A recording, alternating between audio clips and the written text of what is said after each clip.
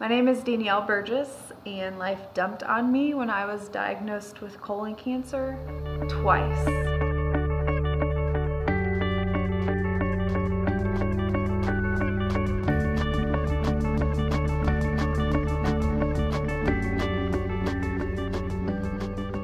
I was 17 when I was diagnosed the first time. It was a huge shocker. Doctors hadn't seen anyone my age diagnosed with the disease before. We did treatment. We thought it was clear for 8.5 years, but this past summer, when I went in for what we thought was preventative surgery, it turned out that the cancer had come back and I was diagnosed for a second time. To be diagnosed the first time is hard and shocking, but when I was diagnosed the second time, it was the most challenging thing I think I've been through in my life.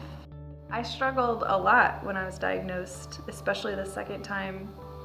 I struggled with physically feeling good.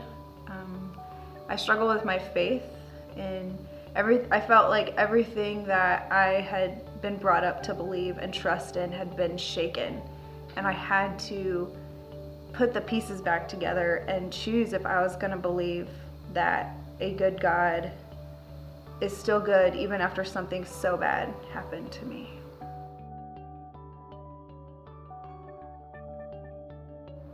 Today my situation is better. I'm healing from surgery well, and physically the cancer's gone. I didn't have to do treatment this time, so that was a huge praise.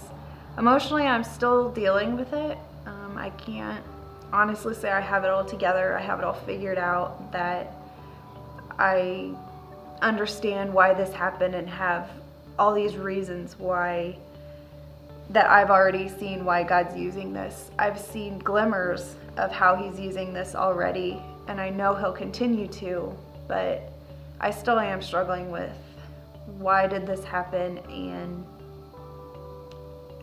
how am I gonna approach God these days? How am I gonna keep trusting Him even when everything in my mind is telling me not to?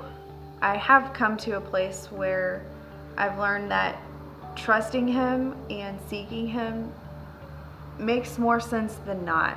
And some days it's harder than others to blindly put faith in a God who lets things happen that are just unexplainable, but it really does bring more peace when you can do that and you can trust Him.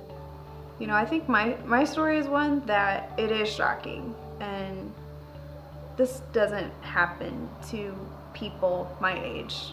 Cancer happens to a lot of people, but colon cancer to somebody so young, it's not fair, and I can't explain it, but I can say that there's a reason for it, and every bad thing that happens, I'm not going to sound cliche and say, you know, there's a good thing around the corner, but genuinely, there's a reason around the corner.